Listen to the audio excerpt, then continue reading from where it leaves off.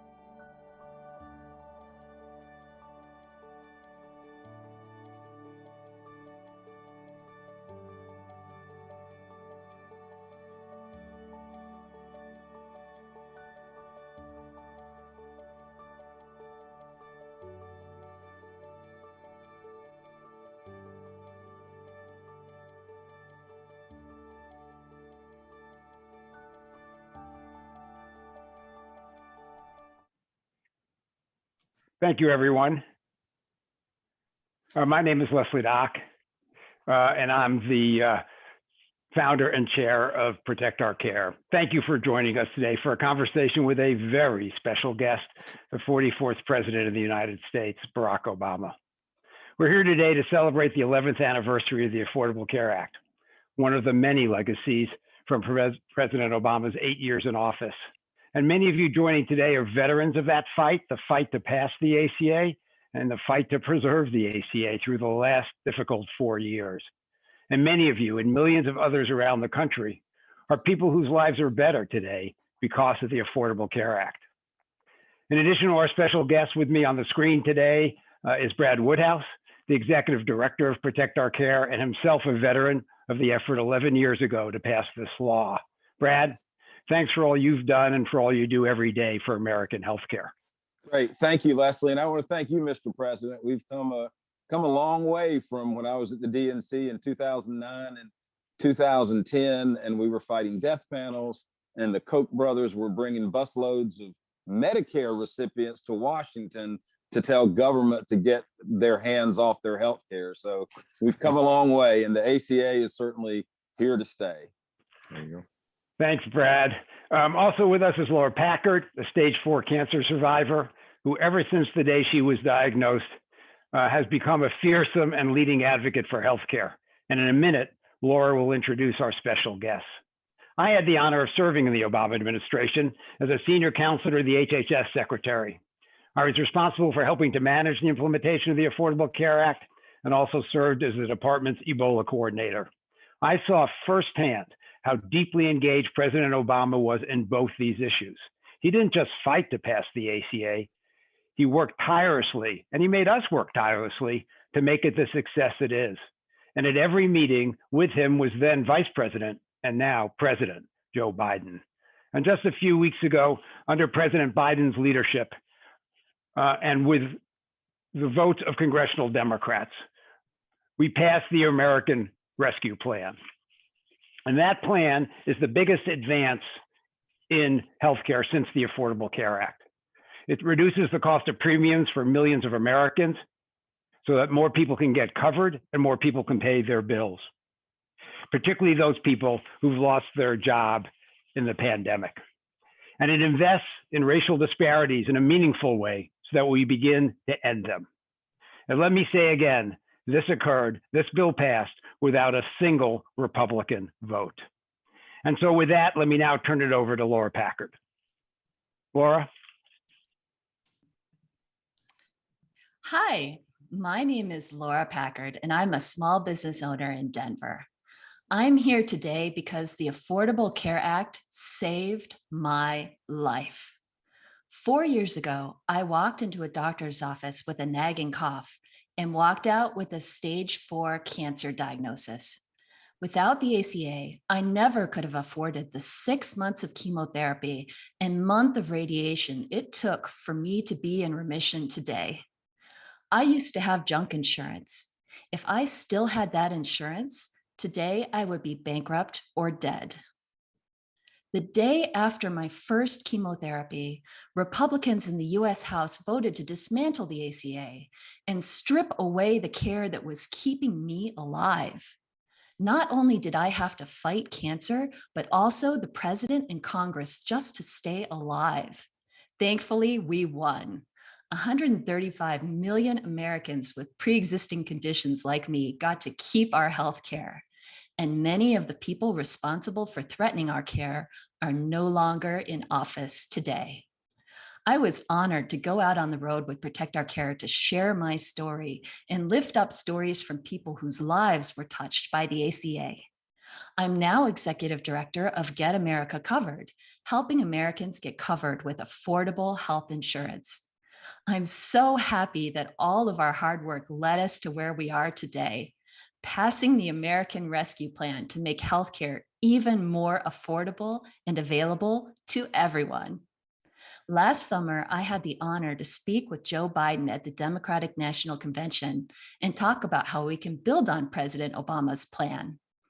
I am beyond thrilled to have the honor of introducing the man who made it all possible and saved my life. It is now my pleasure to introduce the 44th President of the United States, Barack Obama. Hey, everybody. And thank you so much, Laura, for not only the introduction, but for the incredible fighting spirit that you've shown. And you're representative of so many people that as I've traveled around the country, I've had a chance to meet and interact with and get to know who know what it's like to be vulnerable in our healthcare system, and now are fighting on behalf of others to make sure that they're not in the same position. And to Leslie and Brad and everybody at Protect Our Care, I just want to say how grateful I am for you guys fighting the good fight for so many years now, tirelessly. I was joking before we went live that I'm a lot grayer than when we started off this whole process. And Leslie and Brad are a little bit grayer than when we started this whole process. But look, part of the reason I think it's a great time for us to celebrate is because not only is this the 11th anniversary of the ACA, but also because of the American Rescue Plan. Here's a bill that Democrats, led by President Biden and Kamala Harris, but also Nancy Pelosi and Chuck Schumer, were able to introduce as part of the broader pandemic rescue package that is going to provide an additional 1.3 million people access to coverage. And, that's that's 1.3 million folks who could, heaven forbid, find themselves in the same position that Laura found herself in when she walked in to that doctor's office. That's the Dallas metropolitan area. All those people now have the possibility of getting coverage that didn't have it before. The American Rescue Plan is making sure that premiums are going to be even lower under the Affordable Care Act. It is making sure that folks who've lost their job during the pandemic are able to keep their coverage. And that's a lot of folks who've obviously been affected. And it's going to make sure that there are additional incentives to more states expanding Medicaid, which they should have been doing in the first place and should have done a long time ago, but have been stubborn about because certain Republican governors have decided politics and ideology are more important than the well-being of their citizens. Despite the extraordinary resistance that we have seen all these years and that you guys have been pushing back against all these years, we have seen more than 20 million people like Laura have coverage who might not have had it before. We have seen over 130 million Americans have the security and comfort in knowing that a pre-existing condition isn't going to prohibit them from getting insurance, that is making sure that men aren't paying more for the same coverage as, or that women aren't paying more for the same coverage as men are, that are making sure that drugs were discounted for seniors in ways that can be a lifesaver, that young people can stay on their parents' health insurance. If they are just starting off and have a job that doesn't provide health insurance, and expanded Medicaid in over 38 states, 7 of which happened after I left office. So all this is a testament to the incredible grassroots movement that all of you helped to build, and the fact that it was still here, going strong, and more popular than ever by the time that the Biden administration came into office so that they could build on it. That would not have happened had it not been for Protect Our Care. It also tells, I think, a broader story about how we should be thinking about change in America. Whether it's Social Security or Medicare and Medicaid, the expansion of our social safety net to make it more fair, more just, provide more people the kinds of support that they need when they get sick or times are tough or as we age. The history has always been that you get the program started. It's not perfect. It has some gaps to it. What I used to call a starter home. You get that first home and you're building up some equity and you have shelter that you didn't have before. And then over time, you build and put some additions to the house. And that's what the American Rescue Plan has now done. Building on the success we had in 2009, 2010, slowly consolidating, protecting, and now building and making even better the kind of healthcare that we need. And the reason it's important for us to understand that process that we're constantly building on these past achievements is because everybody on this Zoom call knows we've still got more work to do. Even with the American Rescue Plan, there are still millions of people who should be able to get Medicaid, but their governors are still resistant, and that expansion still hasn't taken place in some big states with a lot of people without health insurance.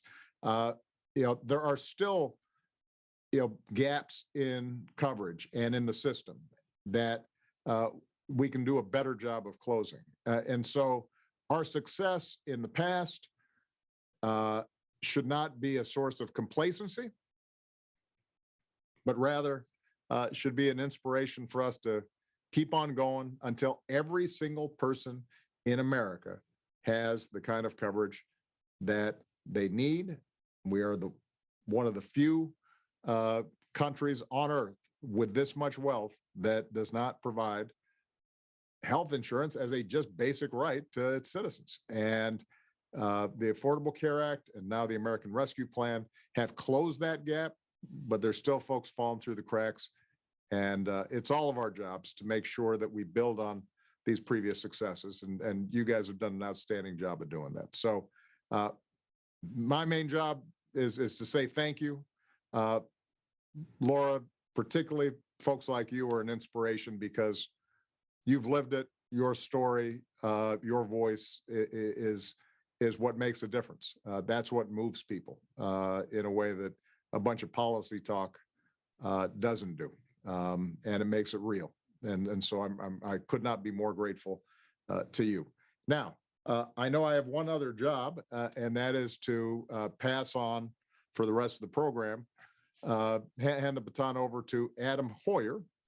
And Adam may not want to be reminded of the fact that I first met him. He was running around Davenport on my behalf, gathering a bunch of potential caucus goers for this young untested candidate for president. So Adam was part of that crew of incredible young organizers who helped me win Iowa and got me over the top.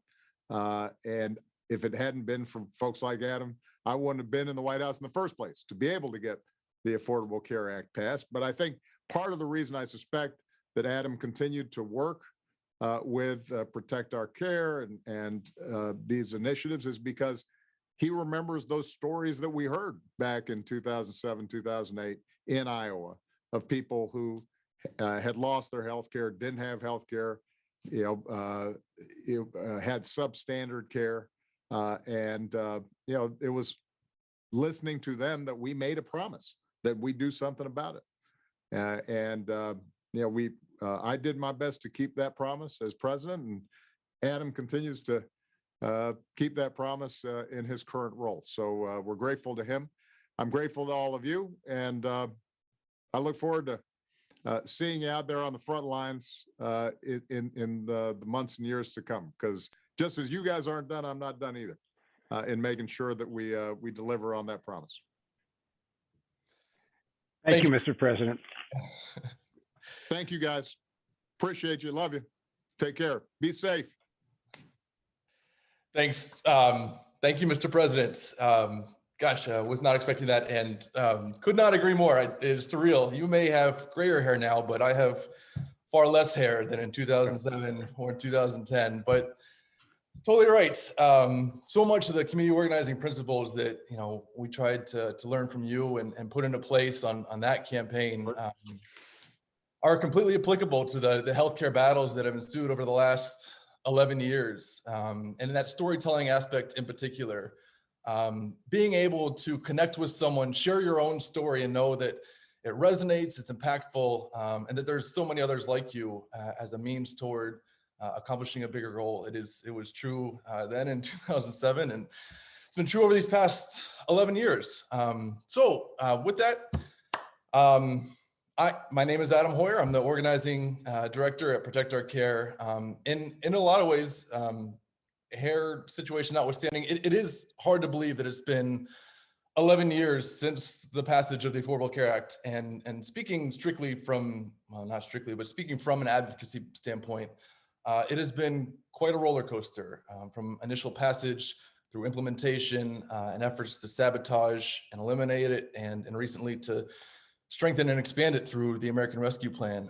And I am delighted to be joined by 5 incredible panelists here today who can speak to not just the history of the Affordable Care Act and the fight surrounding it, but also some of the tactics, the influencers, and the messaging around it. Because much of the story of the ACA has been a series of battles over the very fate of its existence. Only recently has it felt like we could really go on offense when it comes to healthcare in the ACA in the last couple of elections, especially, and with the passage of the American Rescue Plan, which we mentioned. But for the most part, the ACA has been under attack for the last 11 years in the form of misinformation from the right, accusations of being socialized medicine or government takeover or death panels, in the form of sabotage, congressional Republicans zeroing out the individual mandate, red states refusing to expand Medicaid, and Trump sabotage at every turn during his 4 years in office. And of course, in the form of repeal, repeal and replace, skinny repeal in 2017, multiple attempts to strike it down through the courts, including a challenge that still is pending before the Supreme Court. And so it is against that backdrop that I want to introduce this incredible group of healthcare champions and activists who have been so instrumental in the fight to keep it alive and thrive. Sister Simone Campbell has served as the executive director of Network Lobby for Catholic Social Justice since 2004. She is, of course, a religious leader, attorney, and poet who has led at least 6 nationwide Nuns on the Bus trips that I'm aware of, which are so influential in shaping our nation's conversations on healthcare and social justice. So good afternoon, sister. Thank you for being here. Dr. Farhan Bhathi is a family physician. He is the CEO of Carefree Medical, a nonprofit clinic that provides care to underserved and uninsured individuals in the Lansing, Michigan area. And he is the board member and state director for the wonderful Committee to Protect Medicare. Dr. Bhathi, thanks for being here and for taking time out of your busy and important schedule. Thank you. Thanks for having me. Elena Hung is the executive director and co-founder of Little Lobbyists, an advocacy organization for children with complex medical needs and disabilities. And she is the mother of the famous national superstar Jalmara, who I desperately hope will make an appearance today as well. Good afternoon, Elena. Thanks for joining us.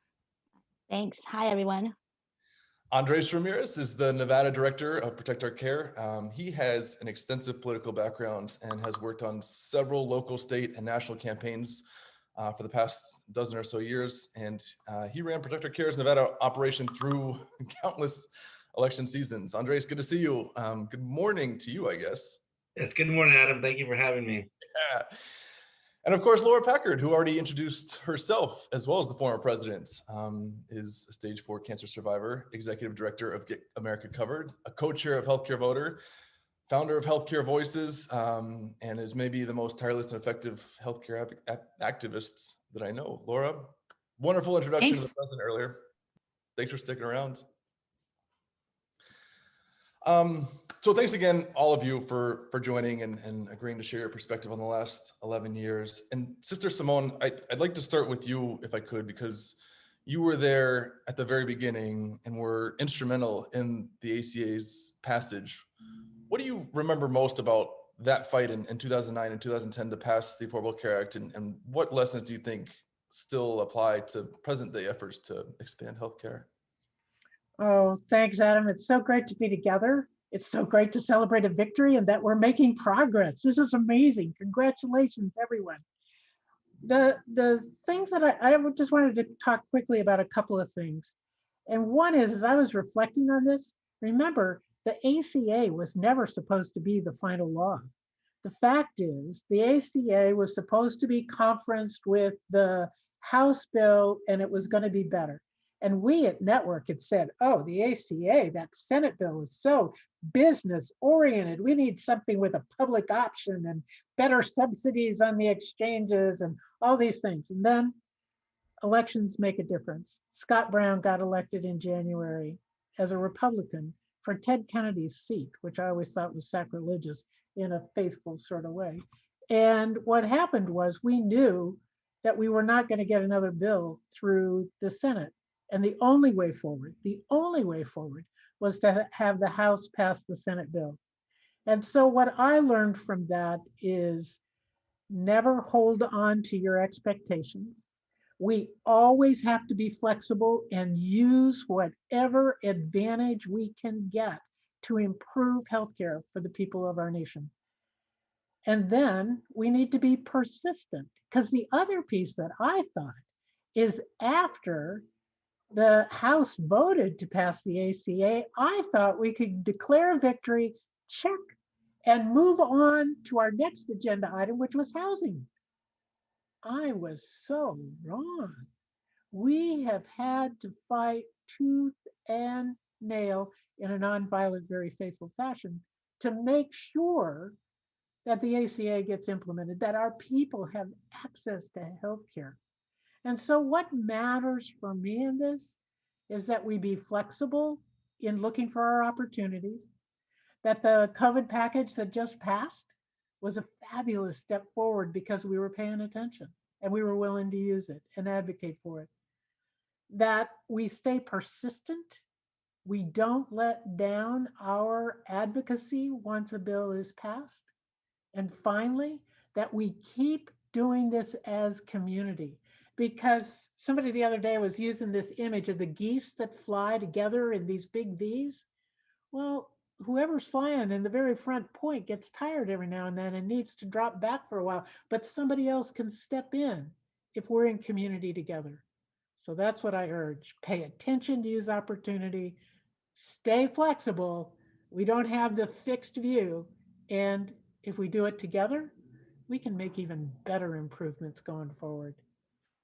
Yeah, I'm really glad that you brought up kind of the persistency aspect of it. And I think it's been sort of easy to almost take all of the good that's in the Affordable Care Act for granted. And you know, it was only kind of through some of these repeal attempts that, you know, we as a healthcare community kind of took it upon ourselves to remind the general public that, you know, it wasn't always like this. You know, the protections provided by the Affordable Care Act and the cost savings on premiums that it provides, you know, it wasn't that long ago when, you know, before the ACA and insurance companies kind of ran things, that it was a very different situation. And kind of in that lens, Dr. Bhatti, especially, I'd like to turn to you on that, because I'm curious, as a physician, and especially with your clinic for underserved individuals in Lansing, you know, what are some of the tangible effects that maybe you've seen from the ACA's provisions and protections, and also what got you inspired to become so active on it? Well, thank you for the question and good afternoon. For more than 8 years, I've had the privilege to do what I love, which is caring for and healing people in my community. Most of the patients I care for at my clinic didn't always have health care. Because of the Affordable Care Act, which expanded Medicaid, my patients can now see a doctor regularly and control diseases that they've had for years or even decades. They no longer have to worry about out-of-pocket costs they can't afford or choosing between co-pays and groceries. Nor do they have to worry any longer about being denied coverage due to a pre-existing condition. Obvious as the point may be, the ACA has empowered people to finally get the care they need to improve their quality of life. On this 11th anniversary of the ACA, we should remember that the ACA's expansion of Medicaid has provided health security to more than 670,000 Michiganders and more than 20 million Americans who didn't have that security 11 years ago, thereby improving their health and opening new opportunities for themselves and their families. Where people once went their entire adult lives without seeing a doctor and addressing their high blood pressure, diabetes, COPD, and mental health because they were uninsured, many are now actively receiving care today because of expanded access through the ACA. The COVID-19 pandemic provides a stark lesson that at a time like this, every American deserves to have the security and protection of healthcare. And in the fight against COVID-19, controlling and eliminating chronic conditions can really be the difference between life and death.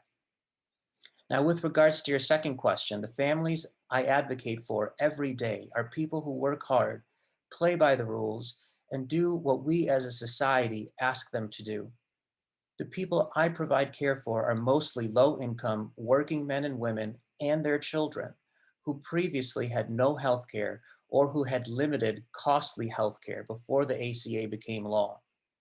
Each of the thousands of individuals we see in our safety net clinic every year deserves to live with peace of mind and security, knowing that when they get sick or injured, they have a place to go where they can get care without going broke. Before 2014, they would only get medical care in the ER, going there as a last resort because an illness or injury that they had ignored for too long was no longer bearable. The individual who brushed off chest pains for days until it turned into a full-blown heart attack. The diabetic who skipped insulin they couldn't afford until life-threatening hyperglycemia or ketoacidosis set in. And the woman who ignored the breast lump for too long until it was too late. I know these patients because I've met them many times, and I can tell you, when people don't have health insurance, they delay seeking health care. And sometimes the cost of that delay is deadly. I therefore continue to advocate because as a nation, we should strive to provide more health care, affordably and simply, to more people so we can expand the horizons of hope for our fellow Americans. The ACA doesn't just save lives, it provides freedom, independence, and security to people all across our great nation. Thank you. Totally right. And, providers like you, having your voice as part of this conversation, I think it's tremendously validating, right? A lot of our struggle, I think, in the healthcare advocacy space is that healthcare is such a complex and personal and nuanced issue. And especially when talking about a lot of what's in the Affordable Care Act and, an infamously huge sprawling bill, it's tough to break through to people. And I think having credible voices like yours as a doctor and like Sister Simone as a religious leader, it's incredibly validating, and it serves an important purpose. And kind of on that advocacy piece, I think also it helps to have folks who can speak from someone who's living some of those situations. And I'm mindful, of course, of you, Elena, as a mother with your own day job as an attorney. What sort of caused you to want to add your voice to this discussion, and what sort of influence did you see in others sharing their stories in both the repeal fights and in electoral battles? Thanks, Adam. Yes. Great questions. Let's see, 2017, that's where it started for me. I don't know why that sounds like it was a lifetime ago, but it was. And, I just want to say it is great to be here with all of you. Great to be here talking about the ACA. Before becoming a healthcare advocate, I was a mom. Xiomara is the joy of my life. She is currently 6 years old, going on 16. She was, born with a number of serious medical conditions affecting her airway, her heart, her lungs, her kidneys. So I was familiar with the healthcare world from that aspect. And having spent the first 5 months of her life in the neonatal intensive care unit, this is obviously an issue that was very personal to me. So in 2017, I was watching the news like all of you were. I was scared, I was worried, I was angry at what would happen if the ACA was repealed. As you recall, there was no replacement plan to speak of. So, I was watching this really carefully, and I really did not see my story represented. I didn't see, stories like Xiomara, kids like Xiomara talking about Medicaid and what Medicaid means for kids like her, that they were thriving because of access to healthcare. I didn't see stories about lifetime limits, which is a personal issue for me. Not many people know this, and we talked about this a little bit earlier. Not many people know that before the ACA, there were over 90 million Americans who had employer-sponsored plans that had lifetime limits. That meant if you reached a certain amount of healthcare, your insurance company could just cut you off. And for kids like Xiomara, that meant she could lose her insurance before she even went home for the first time, before she was discharged from the hospital. So I am vividly aware of the life that Xiomara might have had and that kids like her did have before the ACA. But because of the ACA, they are able to survive and they're able to thrive. And that's the story that I want it told. So in 2017, I showed up. I literally showed up. I live in Maryland. I am a 30-minute train ride from Capitol Hill. Got on that train. I called my friends. We brought our children. We told our stories to every member of Congress that we could track down. We literally chased them down in the hallways. We attended rallies. We spoke to the press. We told these stories and we tied it to the policies. We made the connection for everybody. We put a face on the issue. So when you talk about influence, Adam, we made it personal. We made it real. And together we saved the ACA. We saved Medicaid. Yes, Sister Simone.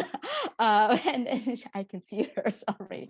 So, it's not just that, it's also in 2018, the year after, it was an election year. And I very quickly learned that the advocacy that we did in the halls of Congress was tied to elections. It didn't matter how great of an advocate I was. It didn't matter our compelling our stories were if the people who were in charge weren't listening to those stories and listening to how they affected our lives. So, my other hat is that of healthcare voter co-chair. And so we got active in the election. We held elected members accountable for their votes on healthcare. And as Sister Simone and Nuns in the Bus says, who we elect matters. Hashtag who we elect matters. And so I think, it's so exciting to be here today, tomorrow really, to celebrate 11 years. We're celebrating us. We're celebrating the power of our voices. We're celebrating the American Rescue Plan that has so many great things for the ACA. We're celebrating what this means for so many Americans to have access to healthcare. And at Little Lobbyist, what we really think of it as is, it gives us a chance to celebrate more birthdays. It's not the 11th anniversary, it's the 11th birthday of the ACA. And, this law gives our children a chance to celebrate more birthdays. And that's really what it's all about. So happy birthday, ACA. And Adam, I know, forgive me for saying this, but I know you have a birthday that you share with the ACA. So happy birthday to you as well. Yeah, very kind of the president to sign his signature legislation on my birthday in 2010. And I obviously I'm a huge fan of Little Lobbyist, as are so many people, including the Speaker of the House. And it's such a powerful story. And I'm glad you brought up showing up at the Capitol, and it's obviously a luxury that not many people can do. Not everyone lives near DC, but I still remember bringing in busloads of people from West Virginia with healthcare stories to meet with Joe Manchin and with Shelley Moore Capito to plead with them not to repeal the Affordable Care Act in 2017 because of what it would mean for them personally, loved ones, and people like them all over the country. And I think stories of the Little Lobbyists and everyone who showed up in that repeal fight. And we would be remiss if we didn't acknowledge that there are so many advocates and of course we're limited by the size of the screen and how many panelists we can have on here, but there were so many individuals and organizations involved, especially in that 2017 repeal fight. And I'll never forget the scenes from the ADAPT organizers who took over congressional offices so that they would be heard. And it was such an inspirational movement that encompassed just a wide variety of voices across the progressive spectrum. But I'm also glad you brought up elections as leverage, because you're right, elections matter, who we elect matters, and I think maybe most important, elections matter to those elected officials, because it's always kind of our leverage point when we're talking about healthcare, is that if you dare to vote against my healthcare coverage, it's going to become an issue for you. And that's also I think, an issue that tends to get maybe a little bit more press pickup than if we don't use that little political hook. And to that end, Andres, you have been working on this and other campaigns for so long, and I think you've really mastered the art of earned media and getting press to cover the complex, nuanced, occasionally boring issue like healthcare. And I'm wondering, from your perspective, what are some of the keys to getting healthcare messaging to break through, both to voters and to members of the media? Adam, thanks. It's a great question, and it's obviously not one that's easy, or we would have been winning this by slam dunk from the beginning. I think from a very basic perspective that having and nurturing relationships with reporters is important, and it helps this process. But also, as with many people here, as an advocate, this was personal for me as well. Before the ACA was enacted, my mother had been battling with sicknesses and illnesses, and through that process, she lost her job and then lost her healthcare coverage, and had just hundreds of $1,000s in hospital bills that she could no longer afford to pay, and was just desperately looking for a solution of how this woman who's worked her entire life and been a good member and been able to afford a roof over her head and so forth could no longer do so because of an illness that happened, and now she had a pre-existing condition. So when the ACA was being debated, and then when it passed, for my mother and for my family, it was something that was very important, very exciting. Um, and so for me personally, it was a very passionate issue for me to want to be involved with and to help educate people about it. But with that, knowing and learning everything about the ACA helped make me at least a informed and knowledgeable resource for journalists to be able to explain to them all of the nuances regarding, and not just the healthcare journalists about what are the healthcare impacts and policies on this, but also the political and policy side of it. And so you get to talk to the political reporters. And then, as Laura Packard mentioned earlier in the panel, she's a small business owner.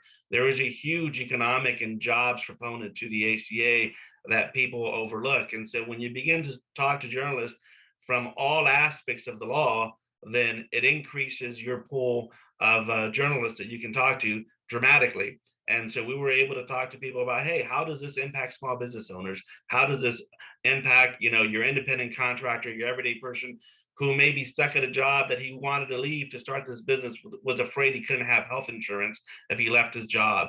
When you talk about those aspects of it, the brokers and insurance who are able to expand their agencies to now provide folks with a lot of coverage. When you look at all those aspects, including the individual health stories, the stories like Laura Packard, who before she moved to Colorado was living here in fabulous Las Vegas, and others, people like Joe Merlino, who's also a cancer survivor, or Vivian Leal from Reno, Nevada, who's an MS patient, and you start talking about the real stories of people that are there, then for journalists, that makes it real for them. It's no longer some abstract policy that in theory affects tens of millions of people across the country. It affects Laura, it affects Joe, it affects Vivian, it affects Maria, it affects Alberto, and you're able to share those stories particularly. And when you get to have those people not just share their story with the media, but also with the elected officials, then we're able to make some real impact on this process. Totally right. And I'm glad you mentioned former Nevada resident Laura Packard, who I wonder if Dean Heller attributes his loss to anyone more than Laura Packard. And Laura, so okay, let me set you up, Laura, because you shared your story earlier, like you have so many times, and you've appeared in countless press conferences, town halls, a couple of bus tours with us, and look, your story is really compelling. But I think a lot of your effectiveness is in the way that you tell it and how you use it. And as you organize around recruiting storytellers and encouraging enrollees on the marketplace and identifying healthcare voters, healthcare, as I said, is such a personal thing to people, and asking them to become active in politics with their story, like so many of the people that Andres mentioned, it's such a sensitive ask. I guess, what made you do it, and how do we encourage others to share their stories, and what makes an effective storyteller in your mind, Laura? Well, thank you, Adam. I believe in storytelling and helping people tell their stories, which is why I founded my nonprofit, Healthcare Voices, to help other people. It was a form of therapy for me. While I was going through a lot of trauma, I was able to do something instead of just suffer. And so what makes an effective storyteller, I think, is having a story, having something that motivates you and makes this issue personal to you, being willing to share it. And that's not always easy to do. Having a larger purpose or outcome you're trying to accomplish. What's your call to action? What do you want people hearing your story to do? And it takes some practice. It's certainly not something that anybody is born doing. You learn to get more concise so that you don't bury the lead, that you draw people right in away into your story and connect with them emotionally, capture their attention and hold it until you've delivered the message you want to deliver. And the keys to anything are to find the people who are directly affected and help them share their stories, because people, us, we're far more compelling than dry facts and figures. Humans are storytelling creatures. That's how we're wired. And most people don't change their minds or move to action based on facts and logic, but on emotion. So use the power of your story to persuade. And if you don't have people with compelling stories, dig deeper until you figure out what's at stake and who's at stake. And I think at least 2 former Republican senators would agree very much with me. Yeah, I think that's right too. Curious what state you move to next.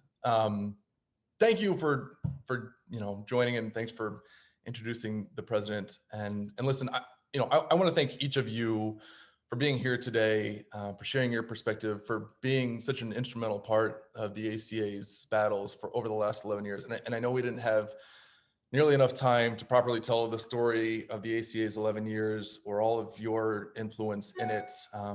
But maybe that just means that we will have to get together again next year. And of course, we still have work to do. We have a lot of messaging to do around the ways that the American Rescue Plan has strengthened and expanded the Affordable Care Act. 14 states still have yet to expand Medicaid. And again, maybe the ARP will help incentivize them to do that.